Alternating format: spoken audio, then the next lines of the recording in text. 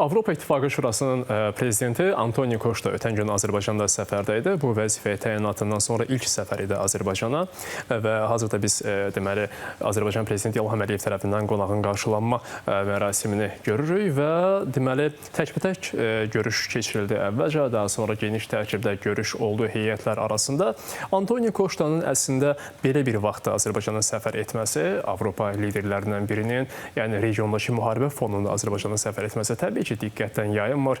Burada müəyyən məqamlar da danışılmış ola bilər. Bu tərəfi təbii ki, bağlı qapılar arxasında aparılan söhbətlərdir. Amma ictimaiyyətə açıq olan tərəflərindən bildiyimiz budur ki, Avropa İttifaqı üçün Azərbaycan bugün enerji təchizatında xüsusi əhəmiyyət kəsb edir. Xüsusən nəzərə alaq ki, Rusiya neft qazından imtinaya getdi Avropa İttifaqı. Artıq 2027-ci ilin sentyabr ayına qədər bütün növ fosil yanacaqlarına deməli yox deyir, stop qoydu.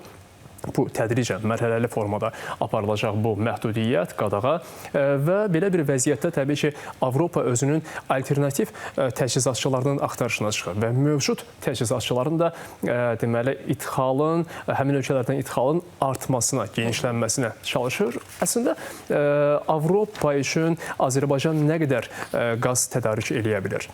Ümumi ehtiyaclarının belə götürsək, cəmi 4%-dir. Amma bu 4%, məsələn, Norveç, Amerika Birləşmiş Ştatları kimi ölkələrin Avropa İttifaqının enerji təchizatındakı rolu olduqca böyükdür. Bu bəlli məsələdir. Amma Azərbaycan Avropa üçün etibarlı, davamlı təchizatçıdır, davamlı, deməli, etibarlı tərəfdaşdır və siyasi baxımdan təhlükəsiz tərəfdaşdır. Və Azərbaycan artıq dayanmadan, fasiləsiz formada özünün o potensialından istifadə edərək, neft qaz imkanları, həmçinin gələcək yaşıl enerji məsələsində, bərpa olunan enerji məsələsində də özünün imkanlarını təqdim eləyir. Artıq Avropa İttifaqının 10 ölkəsi Azərbaycan qazı ilə təchiz olunur. Rəqəmlərlə bağlı da əlavə məlumatlarımız da olacaq. Ümumi sayı isə bugün Azərbaycan 16 ölkəyə, onu Avropa İttifaqı ölkəsi olmaqla 16 ölkəyə özünün enerji imkanlarını təqdim eləyir və həqiqətən də bu boru kəmərləri vasitəsilə ötürülən təbii qaz baxımından Azərbaycan dünyada birinci yerdədir. Ötən gün Prezident İlham Əliyev də bununla bağlı çıxışında açıqlama verdi. Həmin mətbuat konfransında biz də iştirak edirdik. Maraqlı məqamlara toxundu Cənab Prezident. Onlardan bəzilərini təqdim etmək istəyirik, öz dilindən eşidək.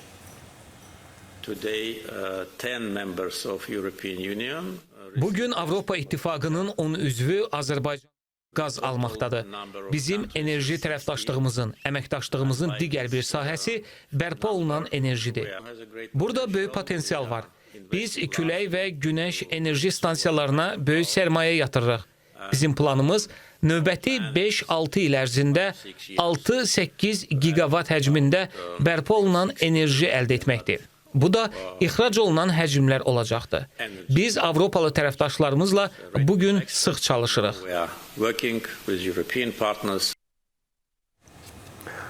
Bir məqama nəzər yetirək ki, son 5 il ərzində Azərbaycan Avropa İttifaqına 55 milyard kubmetr həcmdə təbii qaz ötürüb.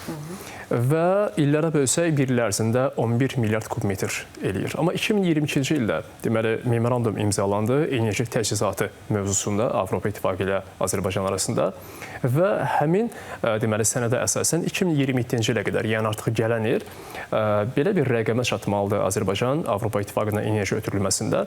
İllik 20 milyard kubmetr həcmdən gedir söhbət. Bu böyük rəqəmdir təbii ki və buna nail olması istiqamətində artıq xeyli addımlar atılıb.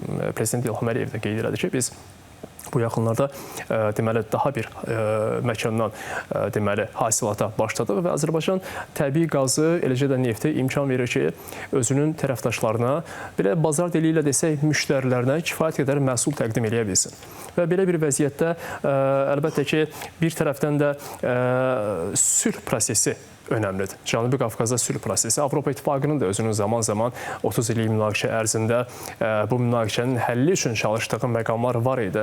Məsələn, biz Koştanın xələfi deməli onun təşkilatçılığı ilə keçirilən bəzi üç tərəfli görüşlər də biz xatırlayırıq və bu vəziyyətdə təbii ki, Avropa İttifaqı üçün Cənubi Qafqazda sülhün bərqərar olması məhz indiki maraqlar fonunda, indiki vəziyyət fonunda maraqları daxilindədir. Avropa İttifaqı yenə də deyirik, Rusiya Rusiya qazından imtinasından sonra təbii ki, özü üçün yeni təchizatçılar axtarmağa çıxıb. Azərbaycan Prezidenti İlham Əliyev də Cənubi Qafqazda sülhlə bağlı danışdı və qeyd elədi ki, Ermənistanla Azərbaycan arasında 2023-cü ildə son qanlı toqquşmalar oldu. Sentyabr ayında antiterror əməliyyatı və ondan sonra cəmi 2 il sonra avqustun 8-də Vaşinqtonda məlum paraflanma qeydə alındı. Azərbaycanla Ermənistan arasında sülh sazişi paraflandı və bəzi ölkələr arasında biz baxırıq ki, tarix boyu eləcə də mövcud deməli dönəmdə bu müqavilələr sadəcə kağız üzərində qalır. Amma Azərbaycan cəmi 7 ay ərzində eləcə də qarşı tərəf üçün də deməli bu mesajı ötürdü ki,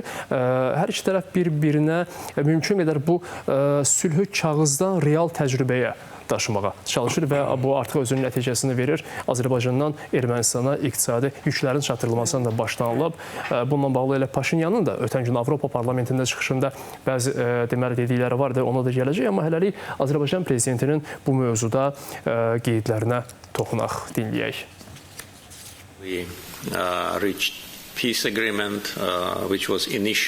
Biz Ermənistanla sülh sazişini artıq paraflamışıq və bu da orta dəhlizin istiqamətlərini müəyyən edir. Burada bizim nikbinliyimiz böyükdür. Məlumat verdim ki, biz 7 aydır sülh şəraitində yaşayırıq. Əminəm ki, Ermənistanla sülh əbədi olacaq. Biz mühüm neft məhsullarının təchizatına başlamışıq. Tranzitlə bağlı məhdudiyyətləri aradan qaldırmışıq. Bu da çox gözəl göstəricidir ki, iki ölkə, iki xalq barışığa nail ola bilər. O halda ki, güclü siyasi iradə və sülhə sadiqlik var. By two countries, but we have peace on the ground also, and this is also important. Avropa İttifaqı Şurasının prezidenti Antonio Costa da öz növbəsində deməli Azərbaycanın Avropa İttifaqı üçün nə qədər əhəmiyyətli olduğunu müxtəlif fikirlərlə qeyd elədi. Məsələn, elə özünün dilindən də eşidəcəyik bu fikirləri. Avropa İttifaqı ölkələrinə aid vətəndaşların İrandan təxliyəsi məsələsinə toxundu və qeyd elədi ki, Azərbaycan ümumiyyətlə çox əslində qəliz bir regionda yerləşir, amma belə bir regionda balanslı siyasət yürüdə bilmək və bütün bu hədələrdən kənarda özünü mühafizə edə bilmək həqiqətən də böyük bir iradə, siyasi iradə tələb eləyir və bunu rəsmi Bakı bacarır. Antonio Costa belə istiqamətdə deməli mesajlarını ötürdü, fikirlərini səsləndirdi. Amma təbii ki, qeyd elədi, İran, Amerika, İsrail müharibəsi bu gün təkcə həmin ölkələri yox, körfəz ölkələri yox, ümumiyyətlə bütün regionu və əslində dünyanı deməli hədələyir. Bununla bağlı bizim irəliləyən dəqiqələrimizdə deməli neftin qiyməti ilə bağlı danışanda daha aydın olacaq əslində Coştanın bu fikirləri və ümumilikdə Azərbaycan prezidentinə ünvanladığı fikirlərdə var, maraqlı qeydləri var. Onu da yenə də öz dilindən eşitməyimiz yaxşı olar. The evolving geopolitical situation in the region. Bugün regionda çox çətin bir geosiyasi vəziyyət cərəyan edir. Avropa İttifaqı Azərbaycan xalqı ilə tam həmrəylik ifadə edir. Mən xüsusilə Azərbaycanın Avropa İttifaqı vətəndaşlarının İrandan təxliyəsində əvəzsiz yardım göstərməyini yüksək qiymətləndirirəm. Azərbaycan Avropa İttifaqı üçün çox mühüm tərəfdaşdır. 4 il əvvəl İttifaq enerji ixalımızın şaxələndirilməsi barədə düşünürdü. Bu baxımdan Cənubi Qafqaz dəhlizi vasitəsilə Azərbaycan çox mühüm rol oynadı.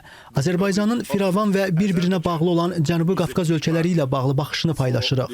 Ermənistanla əldə edilən sülh sizin baxışınızın tərkib hissəsidir və bu baxışı tam həyata keçirmək üçün Avropa İttifaqı sizin yanınızdadır.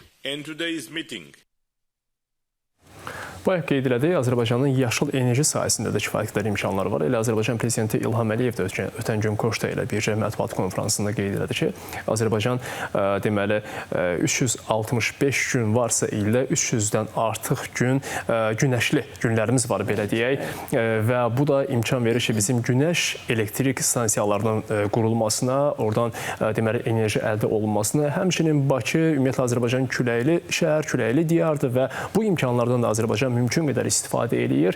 Antonio Costa da bu tərəfinə toxundu məsələnin Azərbaycanın Qara dənizin dibi ilə çəkiləcək xətlər vasitəsilə deməli Avropaya, Avropa ölkələrinə yaşıl enerji bərpa olunan enerji ötürməsi məsələsinə toxundu və ümumilikdə Azərbaycanın öz potensialını şaxələndirməsi, Naxçıvan dəmir yolu məsələsinə də qeyd elədi. Orada da yenə də Ermənistan-Azərbaycan arasındakı proseslərdən, Zəngəzur dəhlizindən gedirdi söhbət.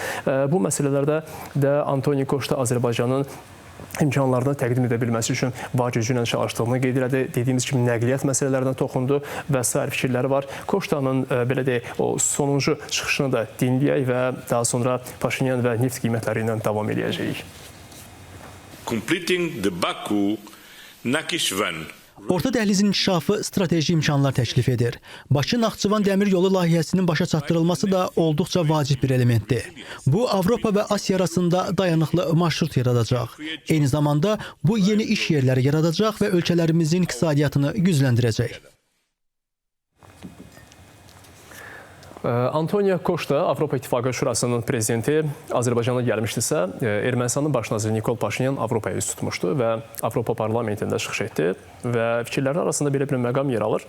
Qeyd edirik ki, Azərbaycandan gələn, deməli, erməni əsilli insanlar Ermənistan vətəndaşlığını almalıdır. Artıq onlar üçün müəyyən bir kampaniya başladı, müəyyən bir layihə başladı və bu layihədən, proqramdan 4886 ailə artıq fayda görüb və biz digər məsələləri hər şeyi kənara qoymalıyıq. Azərbaycanla bir sülh yoluna çıxmışıq və biz bunu davam elətdirməliyik. Bundan başqa iqtisadi yöndə bir açıqlaması vardı həmin çıxışında. Qeyd edirik ki, Ermənistan artıq Azərbaycanda hasil olunan nefti ixal edir və bunun sayəsində illərdir Ermənistanda mövcud olan monopoliyanı biz bu sayədə dağıda bilmişik. Qiymətlər xeyli enib.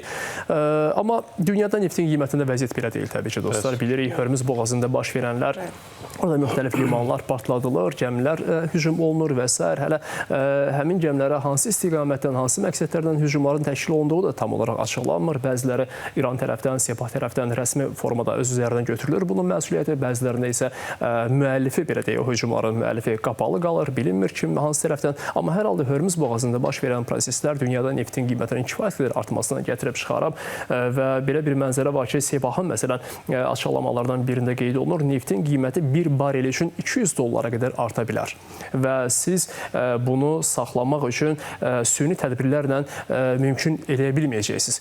Bu qiymət artımının deməli qarşısını ala bilmək üçün dünya iqtisadiyyatının şah damarı sayılır ümumiyyətlə Hörmüz boğazı və son olaraq bir şey də qeyd edək ki, Avropa İttifaqından deməli Ursula von der Leyen'in belə bir açıqlaması var. Münaqişənin başlanğıcından bəri qazın qiyməti 50%, neftin qiyməti isə 27% artıb və bir şeyə toxunur ki, biz bu fonda bəziləri qeyd edirlər ki, Rusiya qazına, neftinə qayıtmalıyıq, amma bu birmənalı şəkildə bizim məğlubiyyətimiz demək olar. Biz nə qədər çətinlikdə olursa olaq buna qayıtmamalıyıq. Belə dostlar. Təşəkkür edirik. Sağ olun və uğurlar.